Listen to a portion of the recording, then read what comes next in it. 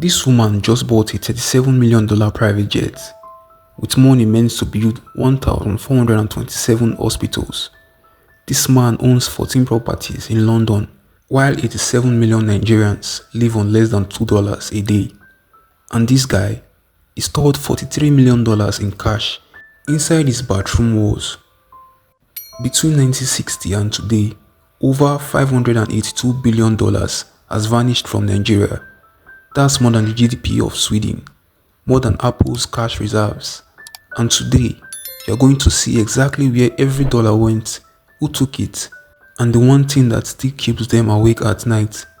Because what you're about to discover is not just about Nigeria, it's about what happens when human greed gets a calculator and a government position. This is Nigerian history uncovered, and this is the greatest heist in human history.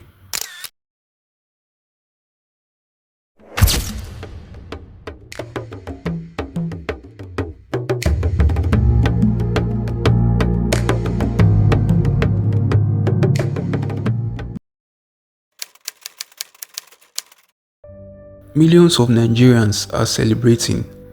The British Empire just handed over the keys to one of Africa's most resource-rich nations.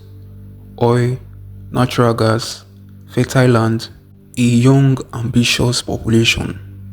The Prime Minister makes a promise on live television. We will build a nation where no child goes hungry, where every citizen has opportunity, where our wealth benefits all Nigerians. Within 5 years, $400 million disappeared. Within 15 years, military generals were measuring their stolen wealth in tons of gold. And by 2020, Nigeria ranked 146th out of 118 countries in corruption. So what happened? Here's what nobody tells you about the world's greatest heist. It didn't start with a robbery. It started with a handshake. OPEC announces an oil embargo. Global oil prices don't just rise, they explode from $3 a barrel to $12 overnight. Nigeria, which has just discovered massive oil reserves in the Niger Delta, suddenly finds herself sitting on a gold mine. No, scratch that, a diamond mine, and everything mine.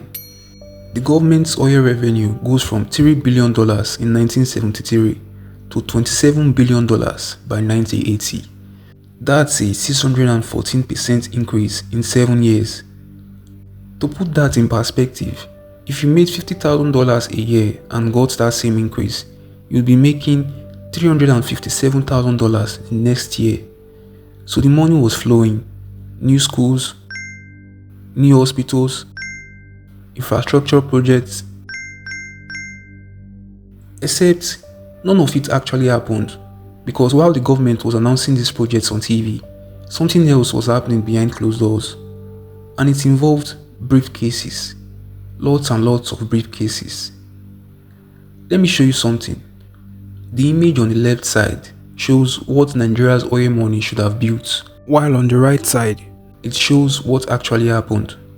The gap between these two images, that's where $582 billion went, and we're about to follow the money.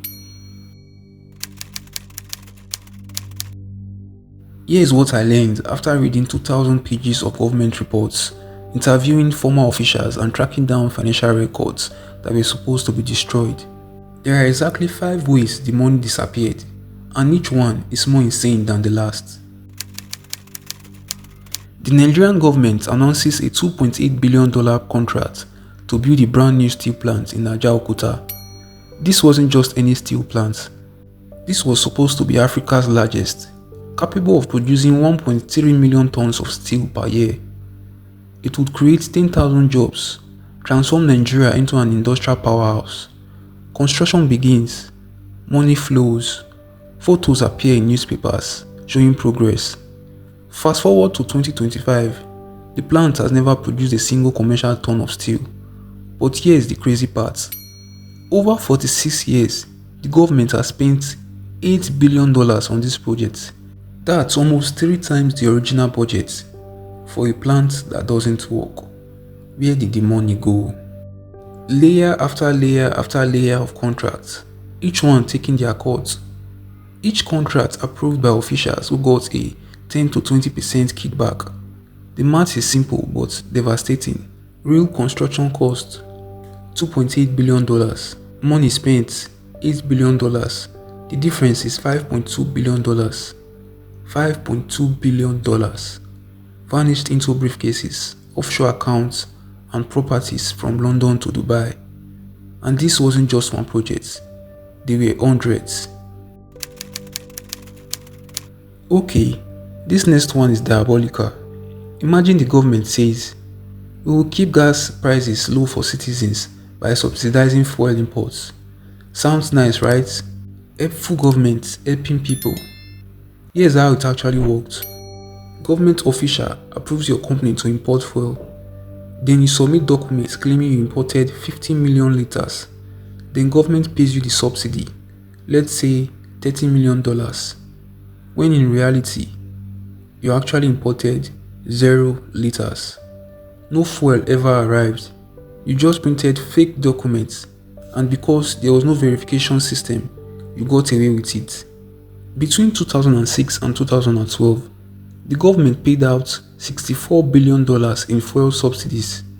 Investigators later discovered that $32 billion, half of it, went to fake imports.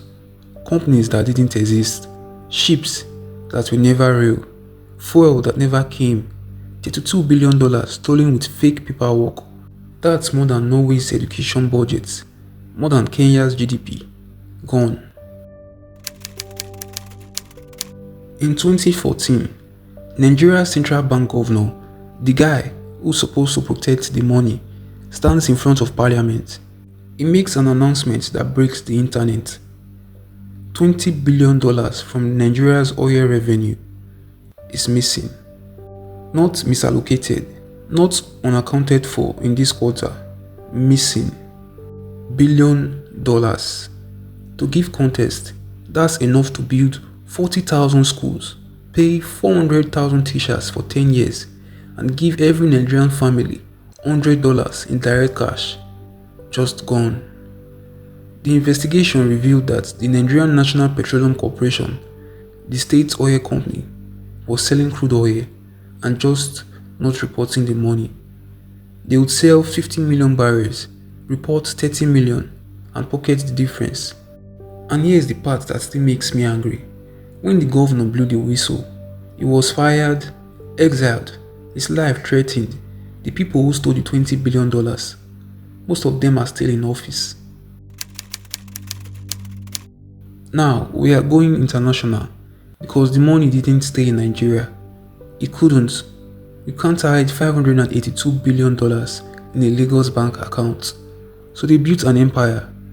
10,000 plus properties in London, Dubai, New York. Share companies in the British Virgin Islands. Swiss bank accounts with 9-figure balances. Luxury yachts registered in Panama. One Nigerian governor, just one, was caught with 5 properties in London worth $27 million. 2 apartments in New York worth $18 million. A mansion in Los Angeles worth $13 million and $43 million in cash hidden in his apartment.